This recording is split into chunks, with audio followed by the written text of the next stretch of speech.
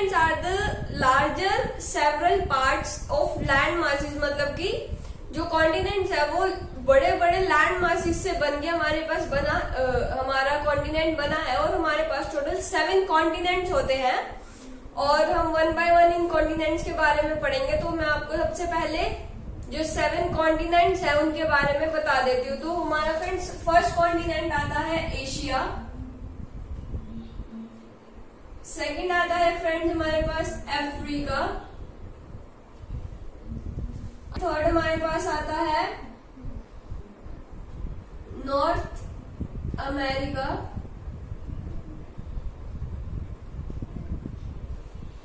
Fourth आता है friends हमारे पास साउथ अमेरिका, नेक्स्ट फ्रेंड्स मैं यहाँ पे लिख देती हूँ।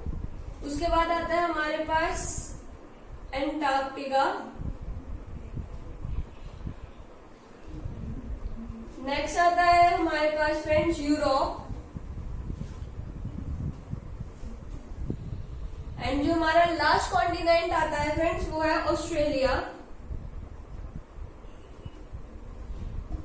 फ्रेंड्स हमारे पास ये जो ऑस्ट्रेलिया है इसको हम एक कॉन्टिनेंट भी मानते हैं और एक कॉन्टिनेंट, ये जो ऑस्ट्रेलिया कॉन्टिनेंट है ये एक हमारी कंट्री भी है। तो फ्रेंड्स हमारे पास एग्जाम में क्वेश्चन आता है कि ऐसा कौन सा कॉन्टिनेंट है या ऐसी कौन सी कंट्री है जो एक कॉन्टिनेंट भी है।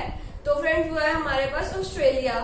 तो मैं आपको इनका लैंड मास बता देती हूँ भाई, मतलब कि जो ये एशिया इसने वर्ल्ड का कितना परसेंट जो एरिया है वो कवर कर रखा है। तो फ्रेंड जो एशिया इसने अप्रोक्सीमेट 29.5% एरिया कवर कर रखा है। एंड जो फ्रेंड हमारा अफ्रीका है उसने कर रखा है हमारा 20.4% एरिया कवर। और फ्रेंड जो हमारे पास नॉर्थ अमेरिका आता है इसने कर रखा है 16.3% area cover. And friend south America ने कर रखा है 11.8%। और फ्रेंड्स हम अब एंटार्क्टिका पे जाए तो इसने कर रखा है हमारा 9.6% एरिया कवर और यूरोप ने 7.1% एंड ऑस्ट्रेलिया ने 5.3%। सो फ्रेंड्स तो अगर हम देखें हमारे पास ये क्वेश्चन भी आ सकता है कि जो सबसे बड़ा कॉन्टिनेंट है वो है हमारा एशिया एंड जो हमारा सबसे स्मॉलेस्ट कॉन्टिनेंट है वो है फ्रेंड्स ऑस्ट्रेलिया। तो वो 1 बाय 1 हमारा फर्स्ट कॉन्टिनेंट लेते हैं जो है हमारे पास एशिया। सो फ्रेंड्स अब हम ले लेते हैं अपना फर्स्ट कॉन्टिनेंट जो है हमारे पास एशिया। तो ये हमारा लार्जेस्ट कॉन्टिनेंट है फ्रेंड्स, एरिया वाइज भी और पॉपुलेशन वाइज भी है हमारा लार्जेस्ट कॉन्टिनेंट माना जाता है। और फ्रेंड्स ये जो मैंने लिखे है नॉर्थ, ईस्ट, वेस्ट और साउथ, तो मैं आपको बता दूं जो एशिया है इसके नॉर्थ में आता है हमारे पास आर्कटिक ओशन, आर्कटिक ओशन आता है। और फ्रेंड्स इसके हमारे पास ईस्ट में आता है पैसिफिक ओशन, एशिया की बात हो रही है ये हमारे पास एशिया। और फ्रेंड्स वेस्ट में आता है हमारे पास Mediterranean sea, Mediterranean sea. And friends जो हमारे पास साउथ में आता है वो आता है इंडियन ओशन। और फ्रेंड्स जो हमारा इंडिया है,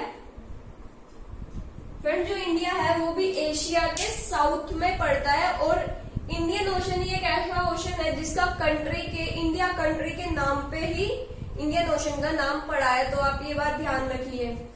तो फ्रेंड्स अब हम आप इसको नोट भी कर सकते हैं, साथ साथ आप इसके शॉर्ट नोट्स बना सकते हैं जो कि आपको एग्जाम में बहुत ज्यादा हेल्पफुल रहेंगे। सो फ्रेंड्स अब हम अपना आगे चलते हैं। सो फ्रेंड्स अब हम अपना नेक्स्ट ले लेते हैं। हमारा जो एशिया है, एशिया कॉन्टिनेंट में हमारे पास टोटल कितनी कंट्रीज आती है।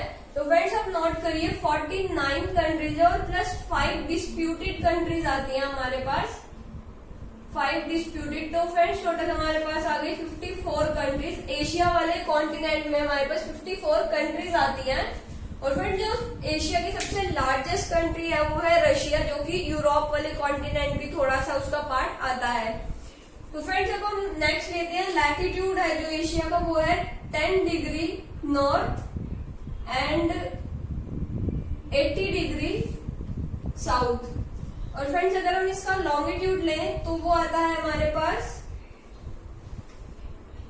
तो फ्रेंड्स हमारा जो लॉन्गिट्यूड आता है वो आता है हमारे 125 डिग्री ईस्ट, एंड जो हमारा नेक्स्ट आता है वो आता है 170 डिग्री वेस्ट। तो फ्रेंड्स हमारे पास टोटल एरिया कितना, हम अपना एरिया लेते हैं। हमारा जो एरिया आता है वो आता है 44579,000 स्क्वायर किलोमीटर। तो फ्रेंड्स अगर हम पॉपुलेशन की बात करें तो वो आती है 4.427। अपनी पॉपुलेशन की बात करें तो वो आती है 4.427 बिलियन। ये पूरे एशिया की पॉपुलेशन मानी जाती है। और जो हमारी इंडिया की पॉपुलेशन है वो एशिया कॉन्टिनेंट में सबसे ज्यादा पॉपुलेशन चाइना की है, और सेकंड नंबर पे इंडिया आता है। तो फ्रेंड्स ऐसा माना जा रहा है कि 2027 तक जो सबसे ज्यादा पॉपुलेशन होगी वो होगी इंडिया की। तो आप इस बात को नोट करिए।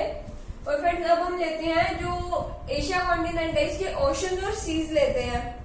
तो फ्रेंड्स जो हमारा फर्स्ट आता है वो आता है आर्कटिक ओशन।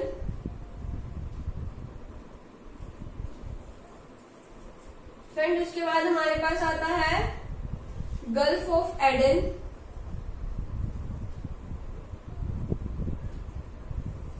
फ्रेंड ये सब आप नोट कर लिए। इससे क्वेश्चन पूछा जाएगा कि जो ये आर्कटिक ओशन है वो किस कॉन्टिनेंट में पड़ता है, जो गल्फ ऑफ एडन है वो किस कॉन्टिनेंट में पड़ती है, और उसके बाद गल्फ ऑफ ओमान वो किस कॉन्टिनेंट में आता है।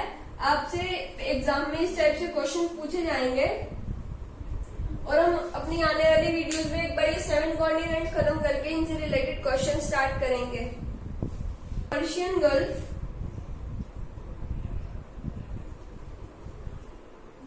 रेड सी, नेक्स्ट हमारे पास आती है येलो सी। तो फ्रेंड ये सब हमारे इसके ओशन और सीज आते हैं। और अब हम अपने स्ट्रेट लेते हैं कि जो इंडिया है, जो एशिया वो है हमारा कॉन्टिनेंट, इसमें कौन कौन से स्ट्रेट्स आते हैं।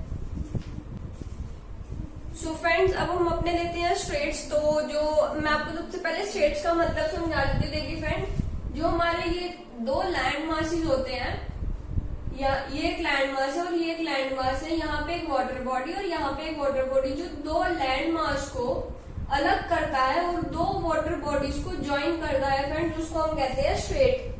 ठीक है फ्रेंड्स, और अब हम आगे चलते हैं। तो हमारे पास जो एशिया है इस वाले में हमारे पास कौन कौन से स्ट्रेट आते हैं तो हम वो पढ़ते हैं। तो फ्रेंड्स नंबर 1 हमारे पास आता है straight of Malacca. Straight of Malacca. तो फ्रेंड्स स्ट्रेट ऑफ मलक्का है जो किन दो मासिस को, लैंड मासिस को अलग करता है। तो वो है हमारे पास मलेशिया और सिंगापुर। तो फ्रेंड्स ये तो दो लैंड मासिस को अलग करता है, लेकिन फ्रेंड्स ये किन दो वाटर बॉडीज को ज्वाइन करता है। तो वो है हमारे पास इंडियन ओशन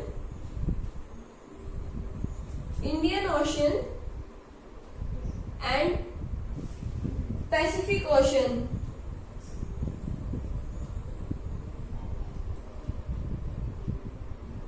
तो फ्रेंड्स अब आपसे एग्जाम में क्वेश्चन आएगा कि जो स्ट्रेट ऑफ मलक्का है ये किन दो लैंड मासेस को अलग करती है, और आपसे ऑप्शंस दिए होंगे 4। तो उसमें से आपके पास एक ऑप्शन मिलेगा मलेशिया एंड सिंगापुर। तो अगर आपने इसकी थ्योरी पढ़ी होगी तो आप बहुत अच्छे से आंसर मार्क कर सकेंगे और आप इनके शॉर्ट नोट्स बना सकेंगे। और अगर वो आपसे पूछते हैं कि स्ट्रेट ऑफ मलक्का है वो किन दो वाटर बॉडीज को ज्वाइन करता है, तो है वो हमारे पास Indian ocean and Pacific ocean.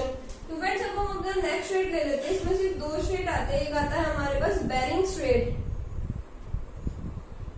Bearing straight है जो फ्रेंड्स वो रशिया और अलास्का, रशिया एंड अलास्का को अलग करता है। और फ्रेंड्स ये किन दो वाटर बॉडीज को ज्वाइन करता है, तो हमारे पास आ जाएगी एक तो पैसिफिक ओशन को एंटार्क्टिक ओशन से, फ्रेंड्स ये पैसिफिक ओशन को आर्कटिक ओशन से ज्वाइन करता है। तो फ्रेंड्स आप इसका स्क्रीनशॉट ले सकते हैं। अब अपने एशिया कॉन्टिनेंट की कुछ आइलैंड्स ले लेते हैं जो बहुत ज्यादा इंपॉर्टेंट है और एग्जाम में हमसे क्वेश्चन पूछा जाएगा कि लाइक उन्होंने एक दे दिया कि होंशु आइलैंड किस कंट्री में पड़ता है, तो हम 1 by 1 इन आइलैंड्स के बारे में जानते हैं। तो फ्रेंड जो हमारा फर्स्ट आता है कुराइल, ये पड़ता है हमारा रशिया की कंट्री में। आपसे डायरेक्ट क्वेश्चन आएगा कि जो कुराइल आइलैंड है वो किस कंट्री में पड़ता है, किस कंट्री का आइलैंड है। तो फ्रेंड नेक्स्ट होंशु आता है, वो है हमारा जापान का आइलैंड। और ताइवान फ्रेंड्स नाम से ही पता लग रहा है ये है हमारा चाइना का आइलैंड। और बोर्नियो है फ्रेंड्स मलेशिया का।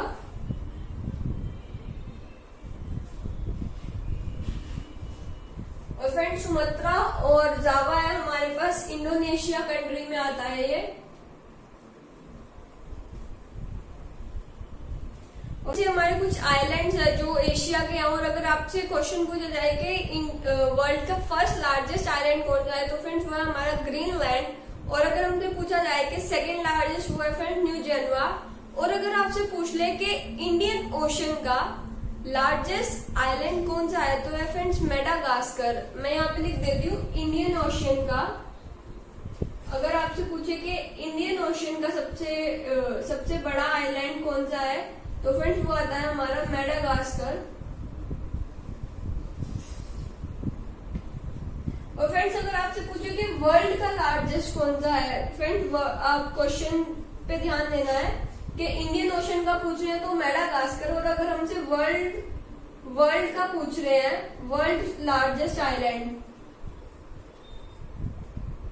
वर्ल्ड का लार्जेस्ट आइलैंड पूछ रहे हैं, तो फ्रेंड्स वो आता है हमारे पास ग्रीनलैंड।